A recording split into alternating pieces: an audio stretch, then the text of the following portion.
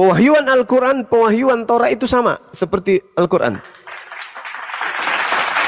Nabi Muhammad menerima Al-Quran. Nabi Muhammad menyampaikan kepada pengikutnya. Pengikutnya kemudian menghafalkan dan menuliskan. Misalnya nih, Nabi Muhammad sallallahu alaihi wasallam diajarkan kemudian oleh Roh Kudus. Wa min kamalihi kitabu Musa imaman wa rahmah wa hadha kitabun musaddiqul lisanan arabiyya liyunzira alladhina zalamu wa busyara lil muhsinin. Ini kemudian dibacakan oleh Rasulullah, disampaikan kepada muridnya. Muridnya menghafalkan bacaan yang sama. Siapapun muridnya yang hadir pada saat itu pasti menghafal dan membacakan serta menuliskan. Sama persis seperti apa yang diajarkan oleh Rasulullah Muhammad sallallahu alaihi wasallam. Wa min qablihi kitabu Musa, sampai kepada sahabatnya, sahabatnya juga membacanya. Wa min qablihi kitabu Musa. Jadi lisannya Nabi Muhammad melafazkan kemudian bacaan Al-Quran, sahabat masuk di kupingnya, sahabat menghafalkan, sahabat menuliskan. Nabi Muhammad penerima firman. Lalu sebagai penerima firman disampaikan kepada sahabatnya. Sahabatnya kemudian menghafal. Setelah mereka menghafalkan, dibacakan di hadapan Rasulullah. Ketika kemudian para sahabat lulus, menghafalkan bacaannya betul, Nabi Muhammad memberikan ijazah sebagai legalitas untuk mengajarkan Al-Quran kepada pihak yang lain. Itu hebatnya di Islam. Nah, Yesus juga sebagai penyampai firman. Yohanes 17:8. Segala firman yang engkau berikan kepada aku telah aku sampaikan kepada mereka. Yesus menerima firman. Kemudian Yesus menyampaikan kepada muridnya. Pertanyaannya, adakah muridnya yang menghafalkan? Adakah muridnya yang menuliskan? Tak ada satupun yang menghafalkan firman yang datang dari Yesus. Tak ada satupun yang menuliskan firman yang berasal dari Yesus. Terus itu gimana dong? Siapa yang tulis? Bisa ada di Alkitab kata-kata Yesus, firman Yesus ada di situ. Jadi begini Ibu. Kalau kita melihat kemudian di dalam sejarah penulisan Bible, kitab Anda itu dituliskan diawali tahun 52. Markus diawali tahun 64. Matius diawali tahun 66. Petrus diawali tahun 81. Yohanes diawali tahun 40-an ke atas sampai 140. Lukas dituliskan tahun 62. Kemudian kitab Wahyu dituliskan antara tahun 90 sampai tahun 100 dan seterusnya. Yesus sudah tak ada. Jarak penulis kitab Anda dengan Yesus itu, Yesus terangkat di tahun 33. Mereka menulis nanti dia lebih puluhan tahun setelahnya. Mereka menghafalkan? Enggak. Lalu bagaimana ceritanya? Rupa-rupanya mereka hanya menuliskan berdasarkan kesaksian-kesaksian orang yang ada di sekeliling mereka. Siapa saksi? Tak ada yang tahu. Siapa saksi penulisan daripada kitab Yohanes? Siapa narasumbernya? Enggak ada yang tahu. Satu-satunya yang bertemu langsung dengan yang memberikan bisikan hanya Paulus. Paulus menerima tulisan-tulisannya itu dari mana? Dari makhluk yang bukan manusia, tapi namanya Yesus. Galatia 1 nomor 1. Paulus menerima Injil. Injilnya Paulus diterimanya bukan dari Yesus. Kenapa saya katakan? Karena dia mengatakan begini. Dari Paulus seorang rasul bukan karena manusia. Juga bukan oleh seorang manusia. Melainkan oleh Yesus Kristus. Dan juga Theos, Bapa. Nah, Yesus ini manusia. Paulus mengatakan dia menerima bukan dari manusia. Berarti Yesus lain. Sedangkan Yesus yang asli mengatakan, waspadalah kepada Yesus palsu yang datang kepadamu dengan memakai nama Yesus dan berkata, akulah Mesias. Berarti menurut Yesus asli akan datang Yesus penyesat yang memakai nama Yesus dan berkata dirinya adalah Mesias. Paulus berkata, aku menerima Injil bukan dari manusia, bukan oleh seorang manusia, melainkan oleh Yesus. Maria melahirkan apa rupanya? Maria melahirkan anak manusia. Paulus mengatakan Yesus yang datang kepadaku adalah Yesus yang bukan manusia. Siapa dia? Itulah yang mengatakan di dalam Wahyu 1 nomor 18, akulah yang hidup, aku telah mati, namun lihatlah aku hidup sampai selama-lamanya, dan aku memegang segala kunci maut dan kerajaan maut. Siapa ini? Siapa yang memegang kerajaan maut? Ayo. Kalau kita lihat di dalam Ibrani 2 nomor 14, karena anak-anak itu adalah anak-anak dari darah dan daging, maka ia juga menjadi sama dengan mereka yang mendapat bagian dalam keadaan mereka, supaya oleh kematiannya Yesus memusnahkan dia, yaitu iblis yang berkuasa atas maut. Siapa yang berkuasa atas maut? Iblis. Siapa yang berbicara, akulah yang hidup, akulah yang mati, namun lihatlah aku hidup kembali sampai selama-lamanya, dan aku memegang segala kunci maut dan kerajaan maut. Itu siapa? Iblis. Berarti yang Alfa dan Omega itu siapa? Yang Anda sembah? Iblis. Tapi bang, Yesus itu Isa, benar atau? Kalau Nabi Isa itu Nabi yang datang kepada Bani Israel, mengajarkan kitab Injil kepada muridnya Bani Israel. Sedangkan yang datang kepada Paulus itu adalah Yesus untuk non-Israel. Coba lihat Galatia 1. Yesus bukan Isa ya intinya. Ya. Jadi Nabi Isa itu tidak mengajarkan kemudian menyembah dirinya. Nabi Isa tidak pernah mengatakan kepadaku diberi kuasa baik di langit maupun di bumi. Nabi Isa tidak pernah mengatakan pergilah ke seluruh dunia, jadikanlah semua bangsa menjadi muridku. Enggak. Beda. Bang, kenapa bang di kalender kalau hari Natal katanya tulisannya hari kelahiran Isa Al-Masih? Itu digunakan oleh misionaris agar umat Islam itu bisa tertipu. Padahal itu bukan Isa, itu Yesus. Yesus yang datang kepada Romawi dan Yunani. Sekali lagi saya katakan Ibu, di dalam kitab Anda itu ada dua Yesus. Yesus yang adalah nabi dan Yesus yang adalah bukan manusia.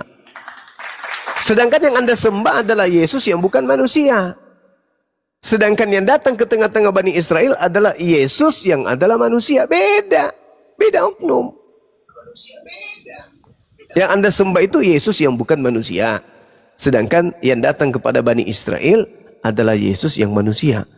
Dua oknum yang berbeda tapi satu nama. Itulah yang Yesus nubuatkan di dalam Matius 24 nomor 4 dan nomor 5. Adanya Yesus palsu yang datang menyesatkan banyak orang. Mana banyak orang yang disesatkan? Kristen. Soalnya kan kalau yang kami pahami yang sering diajarkan katanya itu malah berujuk ke Nabi Muhammad kan, yang Nabi palsu itu. Soalnya kan tidak bisa. Gak bisa. Gak bisa sampai ke Nabi Muhammad. Karena pengikut daripada Nabi palsu itu di dalam Matius 20, di dalam Matius 7, tanda-tanda daripada buah Nabi palsu, pengikutnya memanggil Yesus Tuhan, bernubuat pakai nama Yesus, mengusir setan pakai nama Yesus, bermujizat pakai nama Yesus. Murid Nabi Muhammad tidak ada yang demikian. Cuman muridnya Paulus yang demikian. Kalianlah itu. Ayo. Siapa yang bernubuat mengusir setan bermujizat pakai nama Yesus? Kristen atau Islam? Ya Kristen. Siapa pendiri Kristen? Ya Paulus. Berarti nabi palsunya siapa? Kristen. Paulus. Pasti orang tahu. Ada kan agama yang mereka gimana? Agama yang namanya Saksi Yehua. Saksi Yehua itu kan muncul baru 2 jam yang lalu, Ibu. Kristen pertama itu kan Katolik. Katolik yang pertama. Mereka tidak mencontohnya sejujurnya itu kan mereka kata siapa? Sampai hari mereka mengakui sebagai ciptaan. Kata siapa kemudian orang-orang Katolik pengikut Paulus tidak menyembah Yesus, menuhankan Yesus? Kata siapa? Sampai hari ini Katolik masih menyembah Yesus. Saksi Yehua itu Bang tahu itu. Saksi Yehua. Saksi Yehova itu baru muncul 2 jam yang lalu, Ibu. Ya, mereka kan tidak mencoba. kan mereka menganggap Iya, sama seperti kucing yang ada di rumah saya juga tidak mempertuhankan Yesus. Bedanya di mana? Kan cuma penumpang gelap. Yesus berkata kemudian, aku diutus hanya kepada domba yang sesat dari umat Israel, yang hilang dari umat Israel. Matius 15 nomor 24. Matius 10 nomor 5 nomor 6. Yesus berpesan kepada ke-12 muridnya agar jangan ke bangsa lain. Sake Yahova itu bukan Bani Israel. Dia itu adalah sales penjual siapa? Penjual agama yang tidak pernah diajarkan Yesus. Di mana Yesus punya murid orang non-Yahudi? Ada nggak? Tunjukkan ke saya. Ada nggak muridnya Yesus non-Yahudi? Nggak ada. Orang yang non-Yahudi bertemu Yesus hanya dipanggil gogok sama Yesus. Kalau kalian dipanggil serigala bergigi ompong. Nah, itulah kalian. Di mana itu Yesus sampaikan? Matius 15 nomor 24.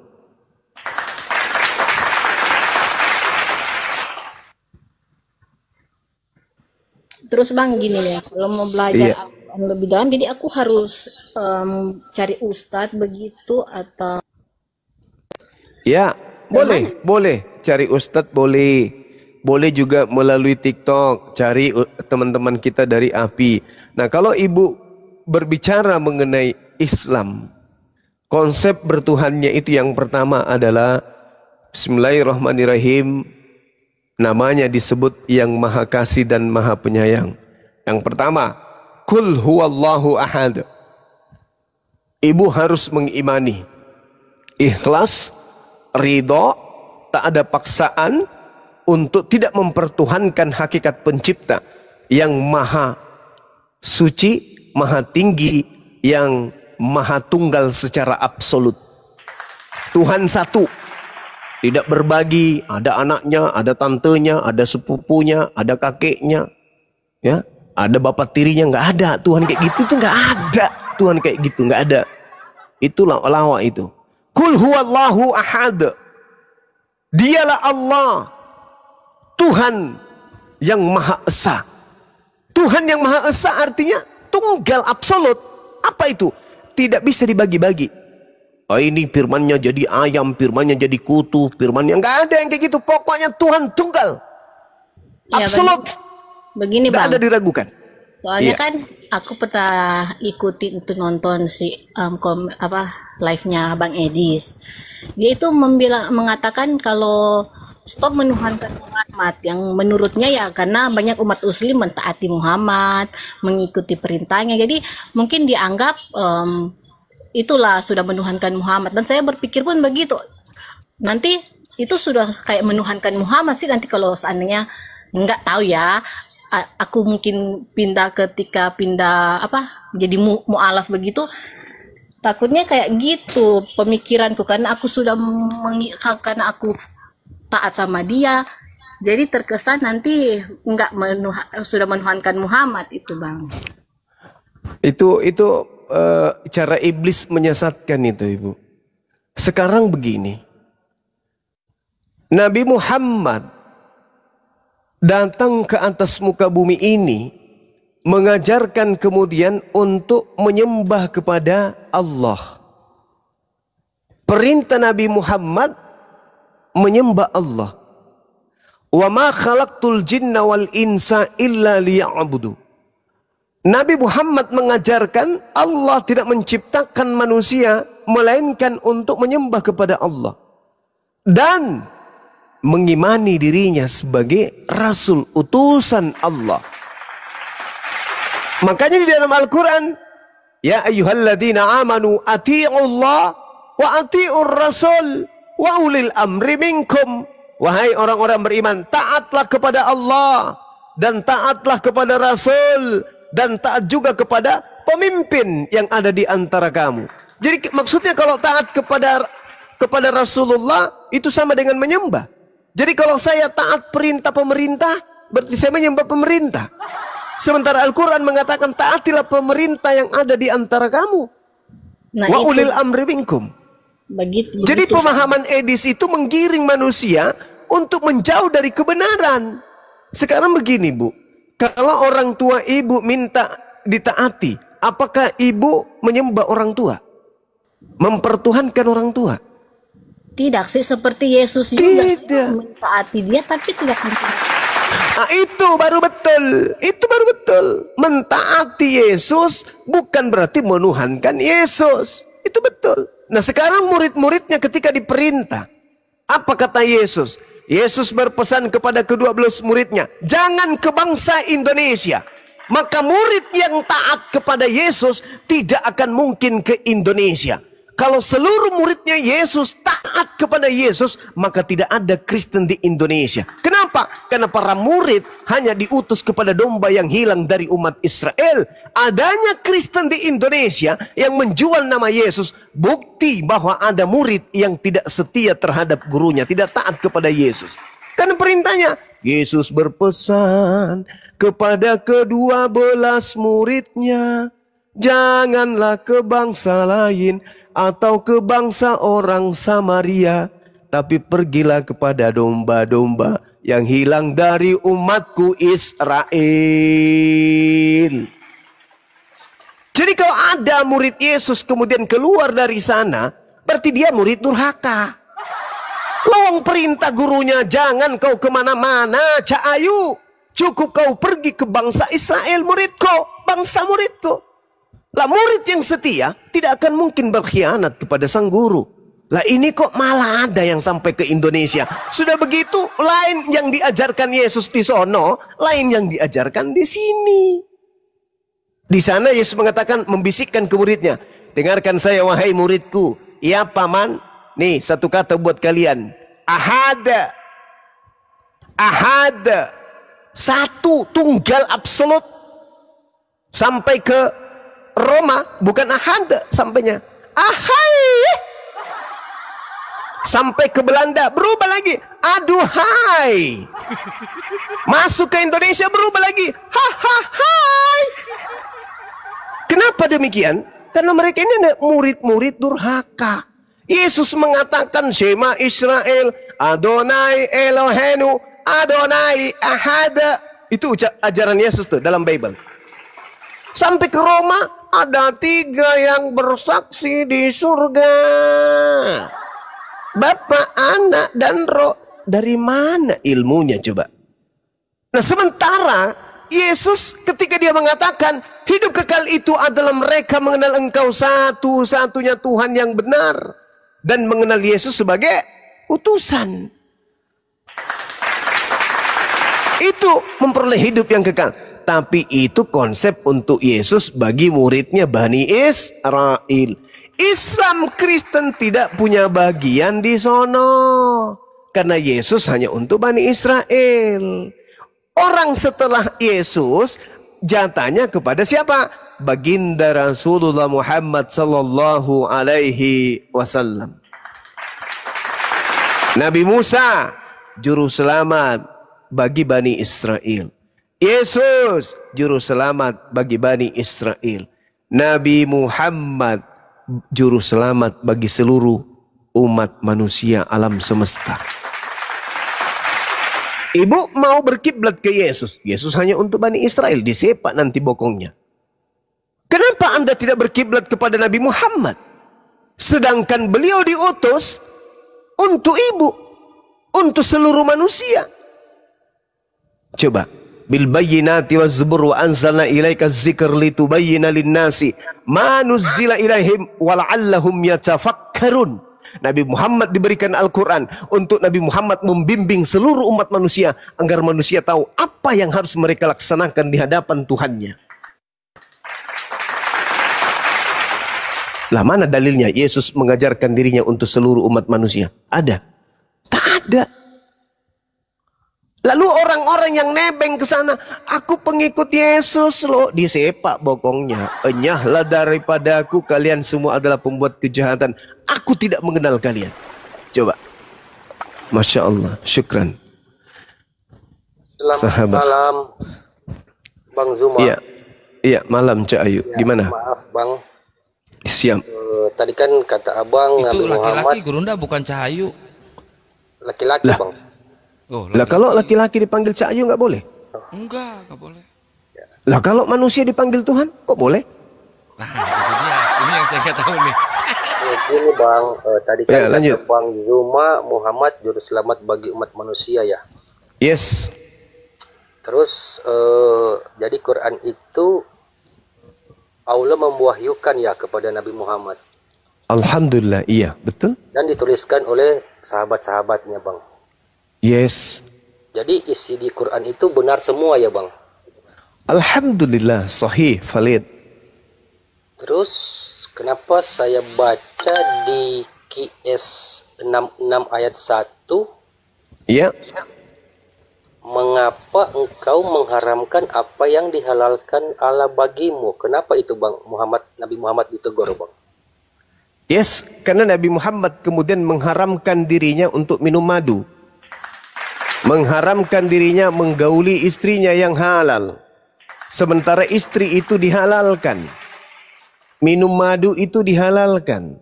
Kenapa dia mengharamkan? Makanya ditegur oleh Allah. Kan Bukti. itu nggak dibilang minum madu Bang.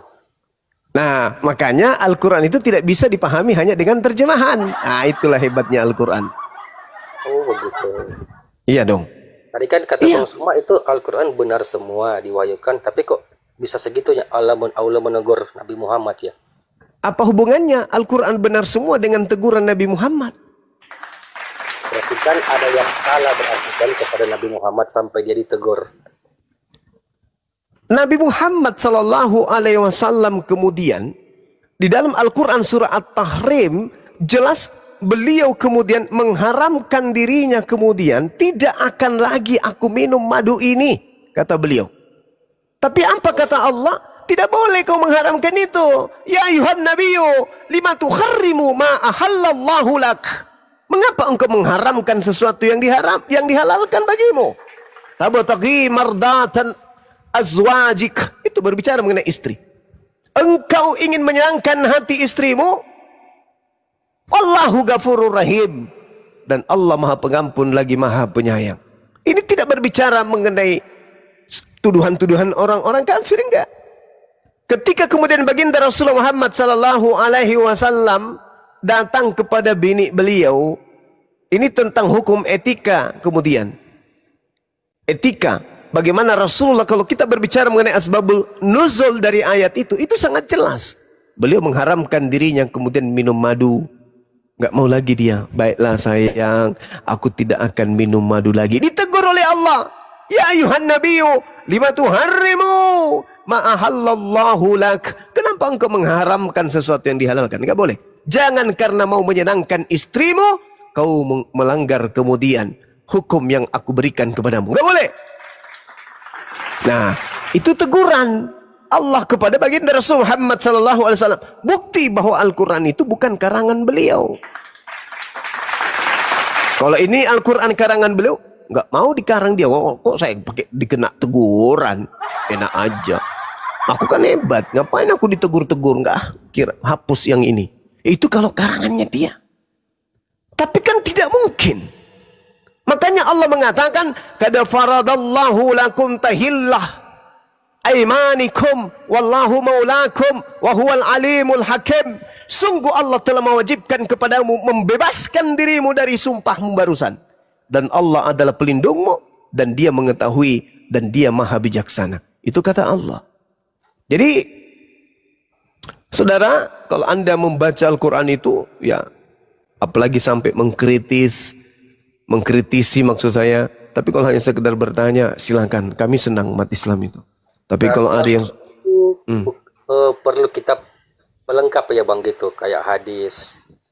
bukan begitu saudara. Dengarkan.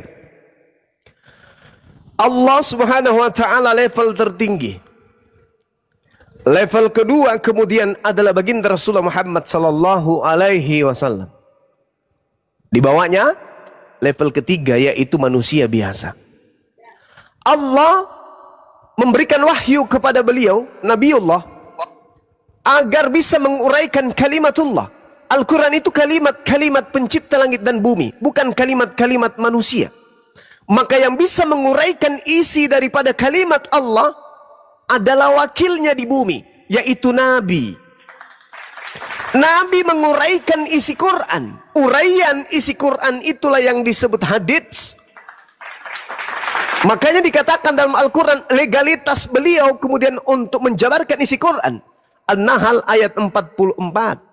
Bil bayyinati waz zubur wa anzalna ilaika dzikr litubayyana lin-nasi ma nuzzila ilaihim wa la'allahum yatafakkarun. Aku berikan Al-Quran kepadamu wahai Nabi Muhammad agar engkau menjelaskan, menguraikan kemudian, mentafsirkan kemudian kepada seluruh umat manusia. Dia diperintahkan untuk mentafsirkan. Apa maksudnya? Seperti sebuah bangunan, Al-Quran itu seibarat rumah yang sudah utuh. Nah, hadits itu fungsinya apa? Menjelaskan dinding. Itu ada batu merah, ada semen, ada pasir, ada kusen, ada jendela, ada pintunya, ada kain hordennya. Itu hadits. Yang tadinya sudah utuh, dipecah-pecah oleh Rasulullah. Dipilah-pilah oleh Rasulullah untuk diuraikan satu persatu. Lantai, di situ ada keramik, di situ ada pondasi, di situ ada pasir, itu dijelasin. Atap, di situ ada seng, ada balok, itu diuraikan. Sudah sempurna. Tapi Rasulullah Muhammad SAW menjelaskan kepada level ke bawah, yaitu level manusia biasa yang tidak akan mungkin mengerti Quran selain diajarkan dan diuraikan oleh nabinya yang adalah wakil pencipta langit dan bumi. Maka disebutlah hadis atau ucapan Rasulullah, uraian Rasulullah, keputusan Rasulullah, perkataan Rasulullah. Seperti itu, Bung. Sedangkan kalau kita berbicara mengenai Al-Quran, itu murni adalah ucapan Allah. Dan yang bisa memahami itu adalah Nabi Muhammad untuk ia uraikan. Kalau orang lainnya menguraikannya tanpa dasar ilmu, tak bisa. Karena ini kalimat Allah, bukan kalimat manusia Al-Quran itu. Maka untuk menjelaskan harus pakarnya. Nggak boleh hanya menerima terjemahan lalu kita kemudian mengkritisi, oh Al-Quran itu salah. Kenapa rupanya kamu mengatakan salah? Aku lihat dalam Al-Quran itu begini. Padahal yang dibaca terjemahan. Bilangnya Quran. Padahal Al-Quran itu bukan terjemah. Terjemah bukan Al-Quran. Terjemahan Al-Quran itu bukan Al-Quran. Itu harus Anda pahami. Terjemahan Al-Quran itu bukan firman Tuhan. Terjemahan Al-Quran adalah upaya manusia untuk mengerti firman Tuhan. Makanya terjemahan bisa dikoreksi. Terjemahan bisa direvisi. Jadi kesimpulan, Bible itu bukan firman Tuhan. Kenapa? Karena itu hanya terjemahan manusia. Terus Al-Quran bukan terjemahan manusia, Bang. Ada terjemahannya, ada terjemahannya Al-Quran. Dan terjemahan Al-Quran itu bukan firman Tuhan. Terus firman apa, Bang? Jadi kalau aku mau belajar perkataan manusia. Jadi kalau mau belajar baca terjemahan nggak bisa dong, Bang. Soalnya kan itu kayak nggak apa ya. Kan aku mau belajar, seandainya aku mau belajar dulu kan baca-baca terjemahan. Kayak biasa umumnya kan kalau belajar di sekolah atau belajar Bible kan bisa dibaca-baca. Jadi gimana tuh, Bang? Kalau jadi gini, mau belajar dulu. Iya, jadi gini Bu. Kalau mau belajar Al-Quran bisa menggunakan terjemah. Tapi kalau ingin menjadi guru Al-Quran, berarti dia harus menguasai ilmu. Yang pertama, ilmu logat. Apa itu? Mengetahui setiap arti kata di dalam Al-Quran. Lalu apa lagi? Ilmu nahwu. Apa itu? Tata bahasa. Ini sangat penting. Kenapa? Karena sedikit saja i'rabnya atau tanda baca atau ilmunya di sana kita nggak pahami, maka makna akan lari dari tujuannya. Kemudian ilmu saraf. Apa itu? Perubahan bentuk kata. Lalu kemudian ilmu akar kata atau istiqaq. Itu harus dipahami. Lalu ada lagi ilmu ma'ani. Apa itu? Ilmu susunan kalimat yang dapat diketahui dengan melihat maknanya. Ada lagi ilmu bayan. Jadi tak bisa kemudian. Terlalu sulit itu, Bang Suma. Hah? Terlalu sulit. Itulah makanya dikatakan Al-Quran itu kalamullah. Perkataan Allah. Bukan perkataan manusia. Berbeda dengan terjemah. Kalau terjemahan itu perkataan manusia. Jadi terjemah. Gini, jadi Bang, kalau memang, ya, gimana? Maaf ya. Soalnya kalau memang itu perkataan Allah, Terus kalau diterjemahkan, terus tadi abang bilang kalau diterjemahkan bisa direvisi, betul kan? Ya. Nanti kita mau mencari tahu artinya gimana bang? Loh, Kan kita perlu tahu artinya bang. saudara, kan ada artinya. Siapa bilang Al-Quran? Tadi kata Bang Zuma itu bukan firman Tuhan. Hei, saudara. Terjemahan, ngerti terjemahan nggak sih? Iya, itu diterjemahkan. Ya. Itu diterjemahkan. Jadi Al-Quran itu bisa diterjemahkan ke dalam bahasa manapun. Bisa. Tetapi itu hanya pengalih bahasa. Dari bahasa Al-Quran, bahasa Arab, menuju kepada bahasa yang kita pakai. Bahasa Indonesia. Tapi terjemahannya benar kan? Benar terjemahannya. Yang dimaksud di sini adalah makna kandungan yang tersimpan di dalam ayat itu harus didasari terhadap ilmu, disiplin ilmu yang mengkaji tentang isi Al-Quran itu sendiri.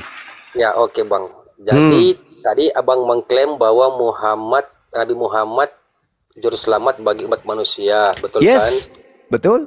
Terus yang saya lihat di surat Al-Ahqaf ayat 9 Bang. Sedangkan Nabi Muhammad tidak tahu apa yang Allah perbuat kepadanya dan kepada kita manusia Bang. Gimana itu Bang? Oke. Rasulullah Muhammad SAW menjelaskan hal demikian. Apa kata Rasulullah di dalam Al-Quranul Karim? Di dalam pernyataan beliau. Jaminlah aku 6 perkara, maka aku jamin engkau surga. Bahkan Al-Quran mengatakan bil bayyinati waz-zubur wa anzalna ilaika dzikr litubayyina lin-nasi ma nuzila ilaihim wa la'allahum yatafakkarun. Dia ditugasi kemudian untuk menjelaskan isi Quran supaya manusia bisa mengerti, supaya manusia itu bisa selamat.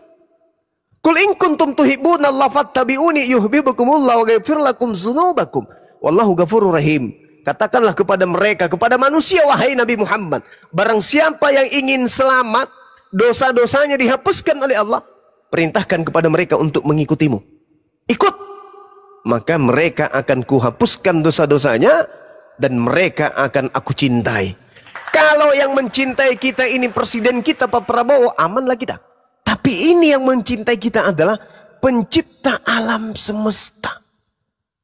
Nah, lalu kemudian Anda membawa Al-Quranul Karim dengan mengatakan Rasulullah Muhammad SAW itu tidak selamat, kata Anda. Bukan begitu. Rasulullah Muhammad SAW diajarkan untuk tidak melampaui pernyataan-pernyataan Allah. Bahkan Rasulullah kemudian diajarkan jaminan kepadanya, yaitu surga Al-Kautsar. Berarti di Al-Ahqaf itu nggak benar Bang ayatnya. Yang mana yang tidak benar? Yang katakanlah Nabi Muhammad, aku bukanlah Rasul yang pertama di antara para Rasul. Dan Terus? aku tidak tahu apa yang akan diperbuat Allah kepadaku dan kepada kamu. Ya memang betul. Aku hanyalah mengikuti apa yang diwahyukan kepadaku. Ya memang betul. Aku tidak lain hanyalah seorang pemberi peringatan. Penjelasan. Memang betul. Qul ma kuntu bid'a minar rusul wa ma adri ma yuf'al bi wala bikum. Memang betul. Rasulullah bukan Tuhan, dia manusia biasa. Ya, makanya Yesus dengar saudara. Aku bukanlah rasul yang pertama di antara utusan-utusan dan aku tidak tahu apa yang akan diperbuat terhadapku dan terhadapmu. Memang betul. Terus Nabi kenapa Muhammad mengklaim dia juru selamat Bang kalau begitu? Loh, karena Al-Quran yang mengatakan itu. Qul in kuntum tuhibbunallah. Gimana Bang? Sedangkan Nabi Muhammad tidak tahu apa yang Allah perbuat kepadanya dan kepada kita. Itu kata Nabi Muhammad loh. Bisa nggak kalau Anda bertanya tentang Al-Quran Anda pakai akal? Bisa nggak? Bisa kan ya? Pakai akal loh Bang, pakai ayat yang diterjemahan ini loh Bang. Sesuai terjemahan loh. Oke, pakai akal kan? Nah, Nabi Muhammad tanya pakai Quran, bukan pakai akal saya Bang. Kan Quran berkata begitu. Jadi saya berkata bahaya begitu, ini. Bahaya kalau Anda tidak punya akal. Itu bahaya. Berarti Quran nggak salah dong Bang kalau saya bertanya sesuai Quran. Tergantung otakmu. Kalau kamu bawa otak, tapi kamu nggak pakai, bisa salah Al-Quran itu. Di sini Bang, Nabi Muhammad berkata Bang, katakanlah Nabi Muhammad yang berkata loh Bang. Yes. Iya. Dia tidak tahu apa yang akan diperbuat Allah kepadaku dan kepada kita, Bang. Itu kata Nabi Muhammad loh.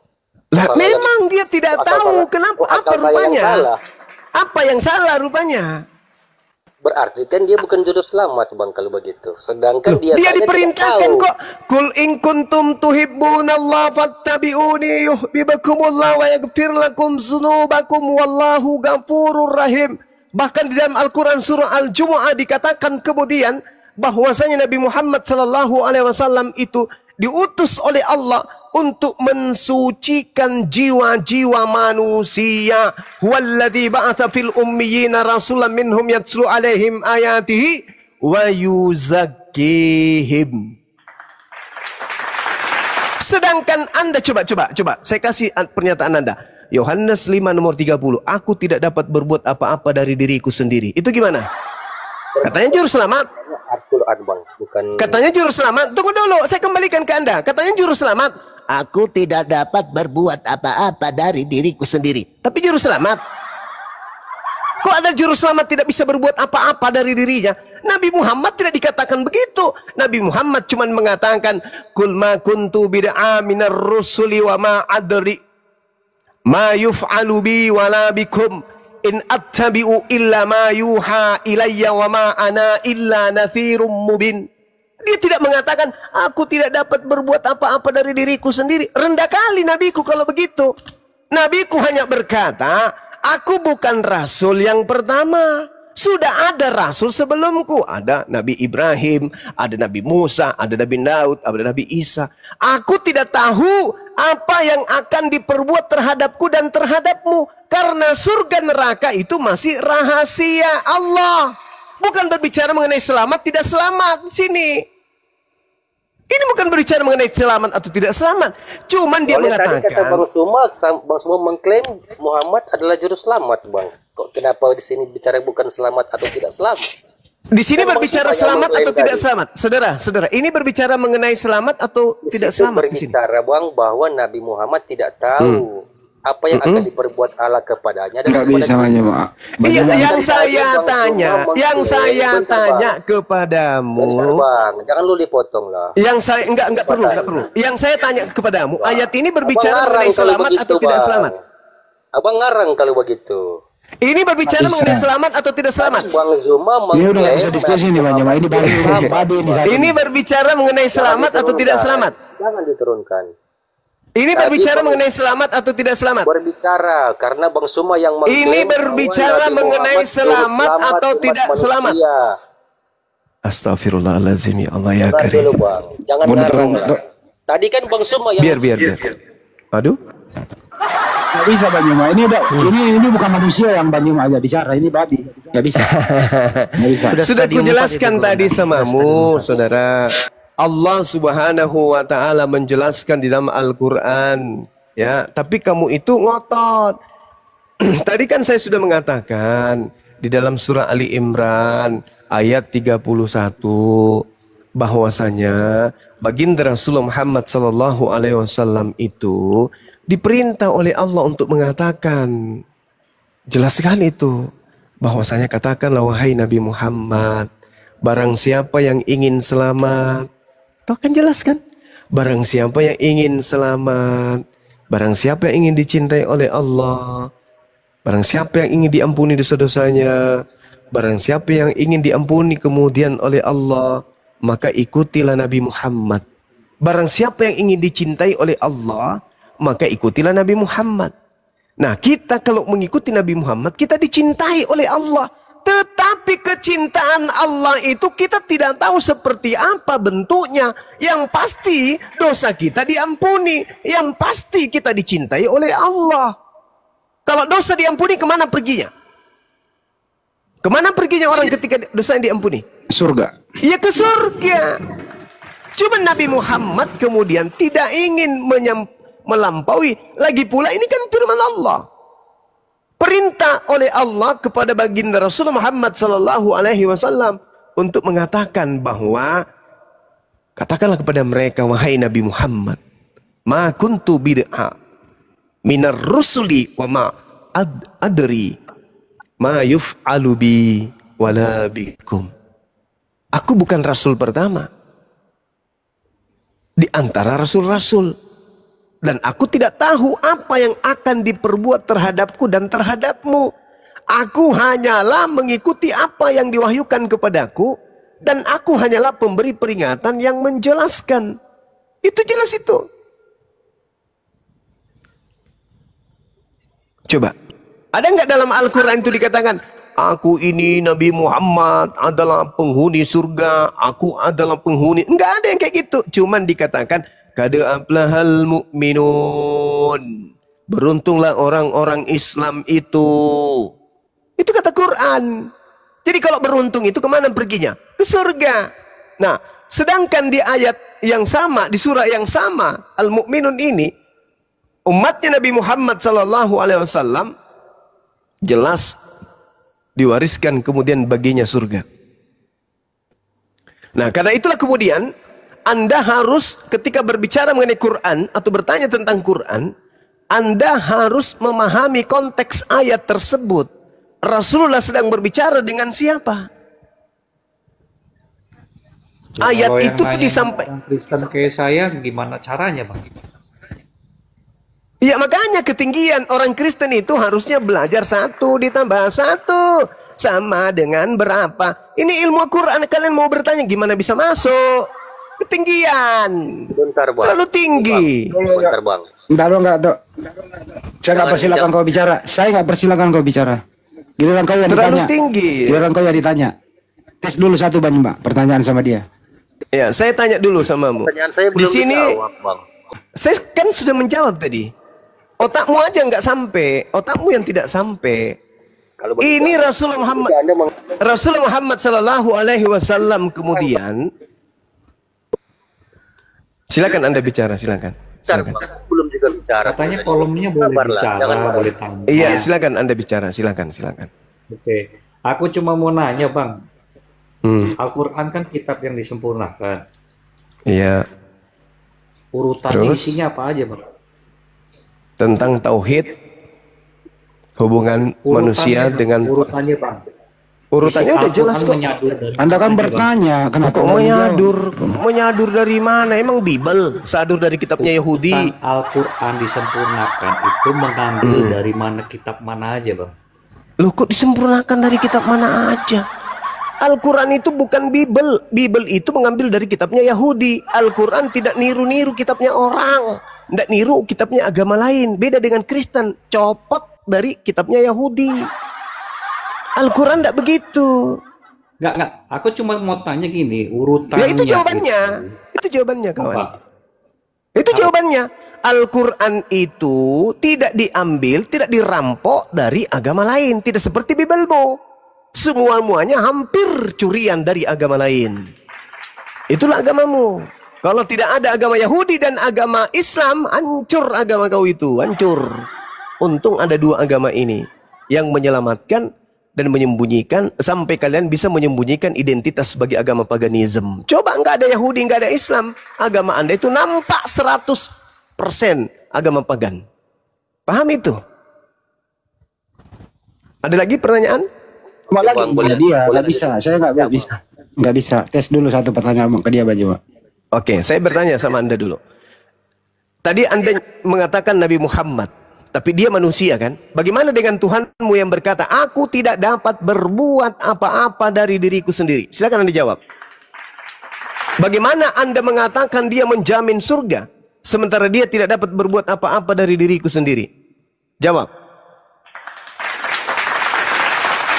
Pertanyaan itu cuma kutip 1 ayat atau udah baca semua ayatnya, Bang? Kamu mengutip berapa ayat tadi? Gimana, Jawab, Bang? jawab saja. Kamu mengutip berapa ayat dalam Al-Quran tadi? Apa yang Anda bacakan tadi? Udah jawab saja. Ya, jangan saya usah ngeles. bertanya Ayatnya, sama Bang. kenapa ada Tuhan berkata aku tidak dapat berbuat apa-apa dari diriku sendiri? Ini Tuhan KW. Tuhan KW. Tuhan itu maha kuasa. Tuhanmu, aku tidak dapat berbuat apa-apa dari diriku sendiri.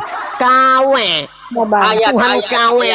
Ayat, dalilnya ayat berapa? Alamak. Al-Quran bisa kamu? Jangan kau Kita ngarang. Kau mengarang juara 1. Jangan Kalau kau ada dalilnya? mengarang. Kalau ada Gimana? dalilnya? Yohanes berapa? Kalau ada gimana? Tunggu dulu. Kalau ada Yohanes gimana? berapa? Kalau ada Yohanes gimana? berapa? Kalau ada Yohanes. gimana? Kalau ada gimana? Terlalu berbelit-belit lah. Yohanes Kau bilang berapa? aku Yohanes ngarang. berapa? Yohanes berapa? Kau bilang aku ngarang. Yohanes 5 nomor 30. Oke, Yohanes 5 nomor 30. Yes. Kasihan kali ya Kristen ini. Kita yang ngajari Bible. Kita yang ngajari Bible padahal katanya anak-anak dewa. Gimana dong? Gimana cara gini mau lawan Edis? Kita aja kau nggak berani. Kau sosokan Edis lagi. Lawan Edis. Nggak usah pindah topik. Baca. Udah, jawab. Jangan pindah topik. Jawab. Baca. Jawab. Baca tuh. Jawab, Jangan. jangan di mute lah, kebiasaan. Aku tidak dapat diam ya. Jangan kalian bantah sebelum saya selesai membaca. Baik, Aku Paman. tidak dapat berbuat apa-apa dari diriku sendiri. Ku itu Yesus. Dengar dulu. Jangan kau tercengengesan. Ya kan saya cuma tertawa. Selesai Suka-suka saya gue baca. lucu aja. Lucu aja ada Tuhan kayak begitu. Sebelum selesai dibaca kau cengengesan. Hei, kau jawab sekarang. Kenapa ada Tuhan begitu? Gak bisa Aku berbuat apa-apa menghakimi dari sesuai dengan apa yang aku dengar dan penghakimanku adil. Sebab aku tidak menuruti kehendakku sendiri melainkan kehendak Dia. Melainkan kehendak Dia yang mengutus aku. Dengar nggak kau? Melainkan kehendak Dia yang mengutus aku. Itu kau dengar itu. Mama, pertanyaan Siapa saya yang samamu. mengutus Yesus? Pertanyaan saya samamu. Pertanyaan saya. Apa yang Kenapa mengutus Tuhan? Yesus? Kau takut? Jawab dulu. Dengar. Kenapa Tuhanmu Khusus tidak bisa kau berbuat jawab. apa-apa? Bukan Kenapa Tuhanmu tidak bisa berbuat kau apa-apa dari bertanya dirinya nggak mau sendiri? dijawab. Astaga. Kenapa Tuhanmu tidak bisa berbuat apa-apa dari dirinya sendiri? Jawab. Karena dia, dengar dulu, karena dia melakukan melainkan kehendak Dia yang mengutus aku. Paham nggak? Berarti emang Siapa Tuhanmu yang ada mengutus berapa? Yesus? Tuhanmu ada Siapa berapa? yang mengutus Yesus? Tuhanmu ada berapa? Tuhanmu ada berapa? Mute. Tuhanmu ada berapa? Jawab. Jawab. Tuhanmu ada berapa? Tuhanmu ada berapa? Bapa, Putra dan Roh Kudus. Ada berapa Satu. itu? Ada berapa Tuhanmu? Satu. Yang tidak bisa berbuat apa-apa itu siapa? Yang tidak bisa berbuat apa-apa itu adalah kemanusiaannya Yesus. Itu satu. Karena Dia datang sebagai manusia. Terus Bukan selain yang sebagai- manusia ini, bukan sebagai- apakah masih ada Tuhan yang lain? Makanya Alkitab ini kalian ngarang-ngarang. Saya tanya samamu, selain yang manusia yang tidak bisa berbuat apa-apa ini, apakah masih ada Tuhan cadangan yang lain? Jawab. Dikasih bicara, kau mulu Jawab. yang congor. Jangan congor mulu lah. Selain kebiasaan. Tuhanmu yang tidak bisa berbuat apa-apa tersebut, apakah masih ada cadangan Tuhanmu yang lain? Jawab. Masih ada? Masih ada Tuhanmu yang lain? Selain Tuhanmu yang tidak bisa berbuat apa-apa. Tuhan. Coba kau ngerti dulu definisi Selain Tuhanmu Ngertiin yang dulu tidak kau bisa definisi berbuat Tuhan. apa-apa itu. Tuhanmu yang tidak bisa berbuat apa-apa itu, apa masih ada Tuhan yang lain selain Dia? Tanya balik kau meninggal nanti. Pertanyaan saya tuntaskan Tanya dong. balik kau meninggal. Tuntaskan dong. Apakah masih ada Tuhan lain selain daripada Tuhanmu yang tidak bisa apa-apa itu? Ada Tuhan tidak bisa berbuat apa-apa dari dirinya sendiri. Tuhan apa itu? Tuhan Udah apa itu? Udah nggak bisa dia banyak, Mak. Tuhan Bukan apa itu? Tuhanmu. Udah, turun. Tuhan tidak bisa berbuat apa-apa dari Turun, dirinya sendiri.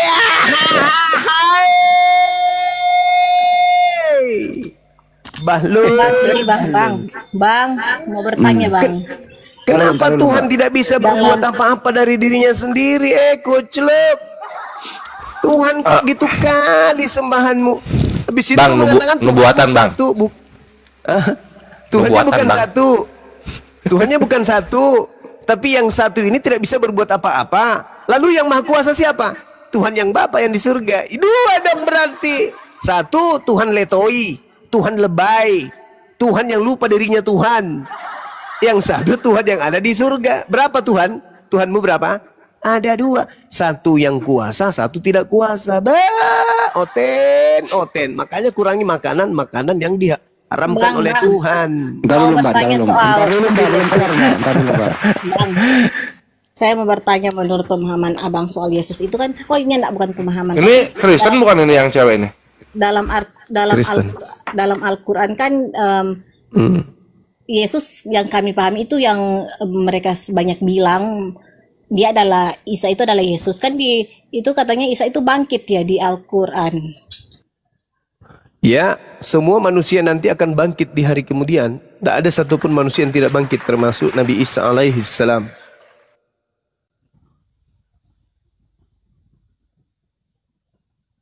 Cuman bedanya Nabi kami itu bangkitnya nanti di akhir zaman. Oh, Kalau ini posisi kalian Isa belum Yesusnya bangkit dari kubur. masih di kuburan ini Isa. Nabi Isa itu diangkat ke langit. Oh, Nabi Isa dalam Al-Quran itu sudah diangkat ke langit. Yes. Tanpa mati seperti Yesus, tanpa mati. Tanpa mati. Nabi Yesus sebenarnya juga tidak mati. Nabi Isa tidak mati. Yang kalian sebut Yesus itu, yang mati itu penggantinya Yesus. Yang keluar dari kubur itu sudah bukan Yesus lagi. Itu sudah iblis itu yang keluar dari kubur. Gurunda mau dengar pengakuan Edis terbaru nggak Gurunda? Boleh. Kalau Muhammad tuh, dia masih meninggal seperti orang lain. Ya, sama seperti Ya, sama. Nabi Musa. Hanya Nabi yang meninggal tugasnya udah beres tugas. yang keluar dari kubur itu bukan manusia lagi, setan. Ya kalau Yesus Isa itu dia sudah terangkat ke surga. Di langit, bukan surga. Mana ada di itu Langit kata itu surga. kalau menurut abang langit itu bagaimana? Langit itu di atas, bukan surga. Beda surga dengan langit, beda. Hanya tipuan tahu, penulis kan? Bible. Tidak bisa dijelaskan Tipuan ini Isa ini diangkat bagaimana? Diangkat ke langit, kok repot kali. Yesus emang kalau di Kristen Yesus diangkatnya bagaimana diangkatnya? Kayak UFO, Mr. Bean. Enggak, gimana? pakai tangga dia, pakai tangga. Dia terangkat. Dia diangkatnya gimana? Kalau misalnya bisa dijelasin tuh gimana diangkatnya? Pakai tali, flame box. Dari ayat Alkitab kan dibilang dia naik lah sama sih seperti itu. Iya. Mungkin diangkat naik. Yang lucunya di sini siapa ini cewek ini namanya Sulastri. Jadi waktu terangkat ke sorga, ini kan ada saksi mata melihat nih kan gitu. Enak Ya aja nggak? lu ngasihin nama orang. Supaya cepet. Jadi waktu terangkat ke sorga kelihatan itu sorganya kan. Nah gitu. Habis itu sorganya nggak kelihatan lagi gitu kan. Ini sorga atau UFO? Kok kelihatannya cuma bentar terus udah nggak kelihatan lagi kayak gitu. Nah itu yang bikin bingung. Nah ini anyway, ini yang mau gua kasih lihat pengakuan Edis terbaru ya kawan-kawan 2 malam kemarin. Bang, tunggu bang, Dengar, kan? selesaiin aja lah mungkin supaya saya juga tidak terlalu lama bisa. Iya tunggu nanti abis ini. Tunggu ya. Kita dengerin pengakuan Edis terbaru tentang Nabi kita Muhammad Shallallahu Alaihi Wasallam. Di tengah-tengah umat Islam, kedudukan Muhammad itu seperti Yesus. Di tengah-tengah umat Islam kedudukan Muhammad sama seperti Yesus gitu. Iya. Jadi kalau Nabi Muhammad dimasukin ke Kristen, Nabi Muhammad ini penguasa langit dan bumi. Iya, di dalam hadisnya. Iya. Thank you pengakuannya my friend. Thank you pengakuannya wajib parah ini emang. Tuh, jadi kalau Nabi kita, Gurunda Nabi kita masuk jadi diimani oleh Kristen, auto promosi dari Nabi jadi penguasa langit dan bumi. Mantap nggak tuh Nabi kita? Edis ngaku itu. Nabi kita setara Yesus katanya. Ya Edis yang ngomong ya. Nah, terus ada lagi yang lebih fantastis Gurunda. Tunggu ya, aku cari dulu. Memang lah mereka ini orang-orang tidak. Tapi di Al-Quran bang, Isa itu ditaati. Waalaikumsalam Cuman seperti orang-orang biasa, Nabi yang biasa. terganteng. Sulastri, ntar dulu Bu Sulastri. Bu Sulastri, Bang ntar dulu. Handi lanjut. Ya. Isa itu dia ditaati seperti Muhammad bang atau? Gimana? Netizen aku cuma ucap salam. Lanjut. Ya, Ibu Tuki Jem, sebentar ya. Bang Kores lagi cari data dulu ya. Nanti bertanya lagi sepuasnya ya. Yang itu bang, Namanya Tuki Jem. Iya. Ya ada Tuki Jem dia. yang Isa bang di Al-Quran dia kayak Muhammad. Nah ini berikutnya. Tunggu tunggu dulu Sul. Nah ini yang kedua Gurunda ya. Yang kedua kawan-kawan perhatikan ini yang kedua. Tadi kan pengakuannya kalau nabi kita ada di Kristen, nabi kita penguasa langit dan bumi, setara Yesus. Ini pengakuannya yang kedua. Dengarkan baik-baik pengakuan Edis. Bisa gitu ya? Iya. Bisa gitu aja. Jadi nabi kami bisa langsung sama seimbang sama Yesus. Berarti nabi kami kalau di Kristen sama kayak Bapak. Ya. Sama kayak Allah.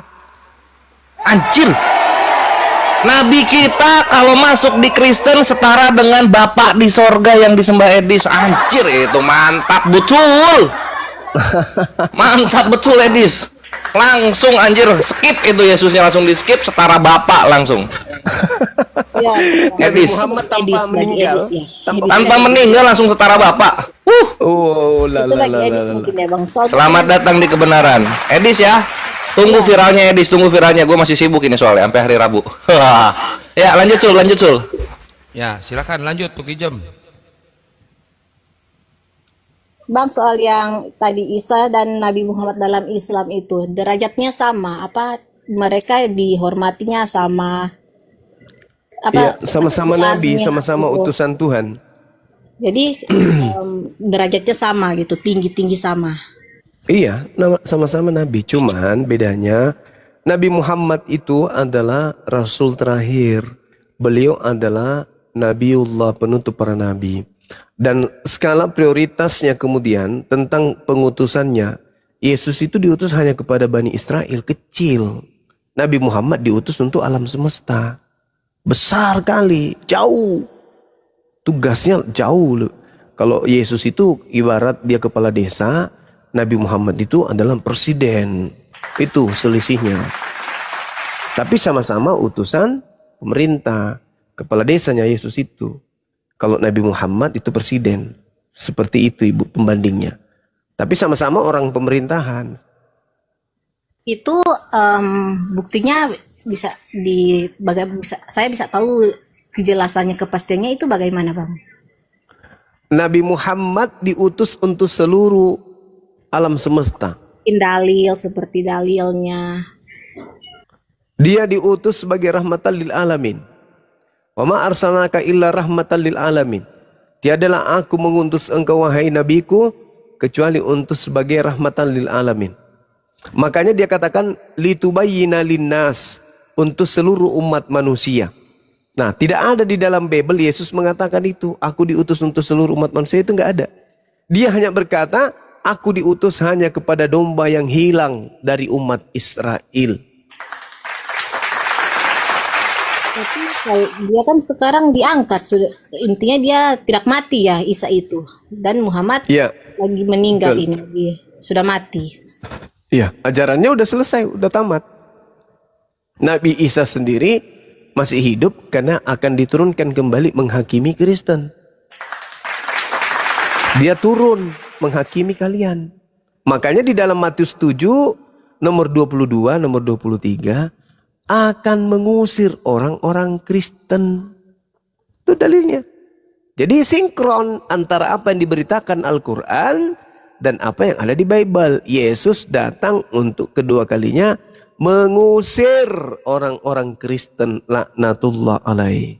Itu ada ayatnya, ada Bang yang bisa saya referensi. Matius 7 nomor 22 sampai nomor 23. Ya, kalau di Bibelku kan aku pahami ya untuk menghakimi orang yang hidup dan yang mati, semua umat, yang baik, yang jahat, begitu yang saya pahami. Oh bukan. Coba Anda baca Yohanes 8 nomor 40. Aku pribadi mau belajar Yohanes. Bibel. Abang kan kayaknya nggak etis gitu ya. Aku mau bertanya dan abang yang menjelaskan itu. Oh, karena saya lebih paham Bible dari ibu. Iya, tapi kalau dari dengar dari penjelasan saya lebih merasa paham, lain juga kan. Jadi lebih baik kayaknya. Oh, enggak. Sekarang begini, yang diusir Yesus nanti siapa? Yang memanggil Yesus Tuhan kan? Itu siapa yang memanggil Yesus Tuhan? Kalau pemahaman Islam atau Kristen? Ya itu balik lagi, banyak yang memang mentuhankan Yesus tapi tidak mengikuti perintahnya, dan itu yang akan Yesus tidak akan terima. Mereka hanya menyatakan dalam mulutnya saja tapi dalam hatinya mereka tidak mengikuti perintahnya. Nah, itu yang mereka bukan begitu. tunjukkan. Mereka Coba Anda baca. Coba. Tapi dia tidak coba lihat. Siapa yang memanggil Yesus? Kata-katanya tidak sesuai, tidak sama. Iman adalah iman tanpa perbuatan itu mati seperti itu. Kalau iman tanpa akal? Iman tanpa akal. Gila, bukan? Ya, iman tanpa perbuatan itu namanya buta, mati. Karena kalau iman tanpa akal apa namanya? Namanya orang masih waras, sepertinya semua pakai akal kan? Kalau Anda waras, kenapa Anda masih menjadi Kristen kalau Anda waras? Adakah Yesus mengajarkan bahwa dia diutus untuk Anda? Dalam Bible diutuskan untuk menjadikan semua bangsa muridku, semua. Itu bukan Yesus, itu makhluk yang keluar dari kubur itu. Makanya pelajari Bible. Sejak kapan Yesus keluar dari kubur? Sejak kapan? Jadi itu sejarahnya, saya kan kalau perdalam juga seperti itu, kayaknya kalau orang-orang awam yang botol-botol ya sulit ya. Jadi kayaknya yang jelas-jelas aja. Ada yang tidak botol di Kristen? Yang tidak botol di Kristen itu udah mualaf semua, Ibu. Bagi Islam Kristen botol, bagi Kristen Islam botol, intinya seperti itu. Enggak, sekarang mari kita buktikan kebotolan Kristen. Kita buktikan dan Anda buktikan kebotolan umat Islam. Yang bisa seperti itu ya hanya orang-orang yang bisa dibilang berpendidikan. Nah sekarang di mana Yesus mengaku? Ibu, di mana Yesus mengaku dia diutus untuk seluruh umat manusia? Di mana? Soal detailnya mengaku seperti itu, sepertinya saya tidak tahu, saya tidak pernah baca. Itulah yang saya bilang, Anda tidak berakal. Udah aku bilang. Anda mengaku sekarang kan? Aku tidak tahu sudah detail. Lalu Anda menjadi Kristen ini apa dasarnya? Yang belum paham. Ya pasti apa dasarnya Anda menjadi Kristen kalau sementara Yesus tidak pernah mengajarkan? Jawabannya. Lucu.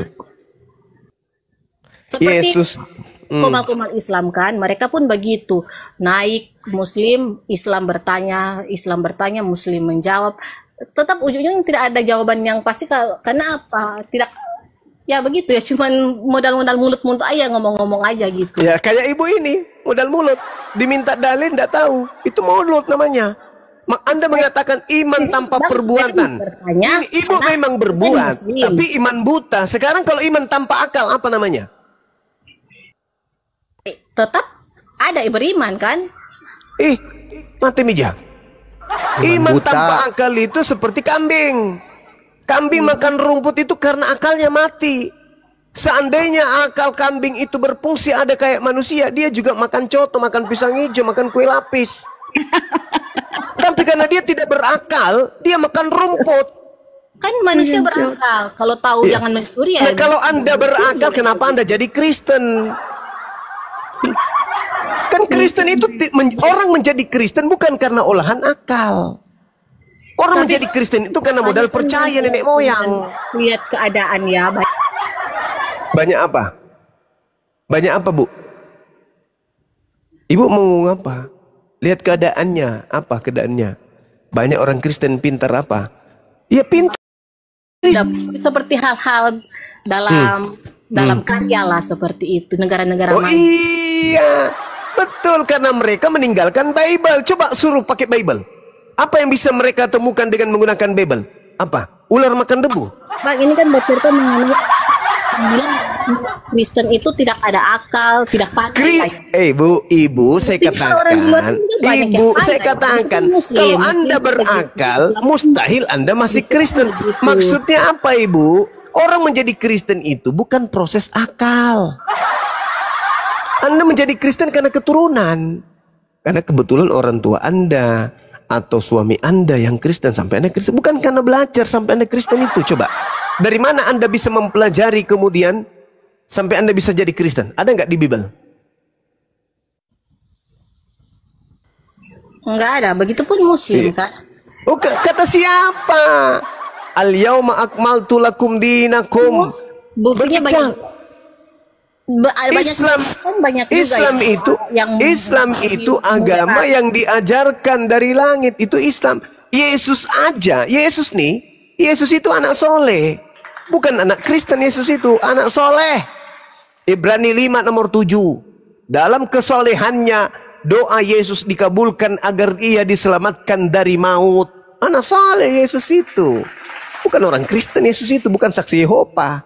Iya, ini kan Kristen, Islam itu menurut saya sih hanya sebutan aja. Soalnya kan Kata siapa itu hanya sebutan? Saya tidak seperti saya bukan hanya sebutan. Kalau Islam artinya selamat. Kalau Kristen apa artinya Kristen? Pengikut Kristus. Kristus yang mana? Yang setan, yang datang kepada Paulus, yang bukan manusia. Jadi Kristen itu pengikut setan yang datang kepada Paulus. Jadi yang Isa yang benar itu yang hanya Isa itu yang datang kepada Bani Israel, spesial untuk Bani Israel, mengajarkan menyembah kepada Allah dan mengabarkan akan datangnya baginda Rasulullah Muhammad SAW. Itu Nabi Isa. Sedangkan Yesus bukan manusia yang datang kepada Paulus. Coba Anda baca Galatia 1 nomor 11 nomor 12. Aku menerima Injil bukan dari manusia. Bukan manusia yang mengajarkan aku Injil, tapi dari Yesus Kristus. Sejak kapan anak Maria bukan manusia? Sejak kapan? Ya sulit juga sih Bang. Ya memang sulit karena Anda mengajarkan sesuatu yang tidak sesuai dengan ajaran Yesus. Tapi percaya nggak Ibu? Percaya nggak Ibu kalau Yesus berkata akan datang Yesus palsu? Percaya nggak? Soalnya di situ bilang nabi palsu dan ya bagi Yesus palsu Ibu, lain nabi palsu, lain Yesus palsu. Jangan ada beda samakan. Yesus palsu atau siapapun. Mau saya kasih bukti? Iya boleh lihat Bang. Matius 24 nomor 4 sampai nomor 5 coba Anda baca. Baca keras biar kita mendengar. Tak Abang bacakan dulu. Lah, itulah aku bilang kan. Nah, Ibu kalau dibilang keberatan. Tapi kalau 4 dan 5. Apa katanya? Waspadalah supaya jangan ada orang yang menyesatkan kamu. 1. Sebab banyak orang yang akan datang memakai namaku. Siapa itu? Nama siapa dipakai? Nama Yesus. Berarti dia datang dengan menggunakan nama Yesus. Berkata apa? Yesus palsunya mengatakan apa? Akulah Mesias. Yesus palsunya datang mengaku apa? Akulah Mesias yang telah engkau aniaya. Jadi Yesus palsu datang mengaku Kristus. Tapi yang saya pahami sih mereka datang membawa ajaran Kristus, padahal itu salah. Bukan soal dia mengaku itu Yesus, tapi mereka mengajarkan Yesus, tapi sebenarnya mereka itu salah. Salah. Nah, itu salah kan Anda. Salah. Kalau saya baca Alkitab ke orang Islam kayaknya aneh juga kan? Aneh karena saya lebih paham daripada Anda. Kalau cuma bilang kepandaian kan banyak juga kalau menurut orang-orang lain pandai yang sekolah tinggi-tinggi mereka berilmu. Sekolah tinggi-tinggi tapi ujung-ujungnya menyembah Yesus apa gunanya? Sekarang begini, dengarkan saya Ibu. Lihat aja Waspadalah supaya jangan dengar Ibu. Ini Yesus sedang berbicara dengan siapa di ayat ini? Yesus sedang berbicara dengan siapa? Pihak kedua atau pihak ketiga? Ayo Bu, kita tanya jawab singkat aja. Yesus tanya jawab dengan siapa di sini? Pihak kedua atau pihak ketiga? Pihak kedua kan? Siapa pihak kedua? Bani Israel. Siapa pihak ketiga? Kristen. Pihak luar. Itu dia berbicara kepada murid-muridnya. Pihak pertama atau pihak kedua? Maksudnya bagaimana itu pihak pertama atau kedua Bang? Yesus pihak pertama. Muridnya pihak kedua kan? Berarti siapa ini? Bani Israel kan? Betul? Saya tidak tahu soal itu Bang. Saya cuma tahu saja. Yesus bicara dengan siapa di sini? Dengan pendeta.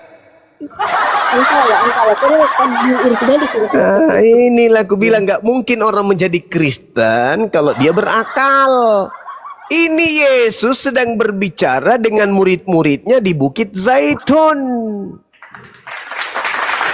Yesus bicara kepada muridnya pihak kedua, waspadalah akan datang orang menyesatkan kamu, sebab banyak orang akan datang dengan memakai namaku. Di ayat 6 yang saya pahami kan ini lebih ke apa kan? Kamu akan mendengar seru deru perang. Yes. Perang. Betul. Ini kan tidak ada kabar-kabar perang kan? Siapa bilang penganiayaan yang dilakukan oleh Yesus, oleh Paulus. Jadi mungkin yang saya pahami sini, kalau saya baca ini menurut pemahaman saya ya, ya ini ya, yang mereka datang ini mereka akan menyatakan mereka Yesus dan mereka Nabi mungkin Mesias. Mereka akan mengatakan mereka Mesias, terus mereka yang akan mengajarkan peperangan begitu mungkin. Salah Anda Ibu, salah. Yesus kemudian berbicara kepada Bani Israel angkatannya. Pertanyaan saya, apakah murid-murid Yesus mengalami penganiayaan setelah Yesus terangkat?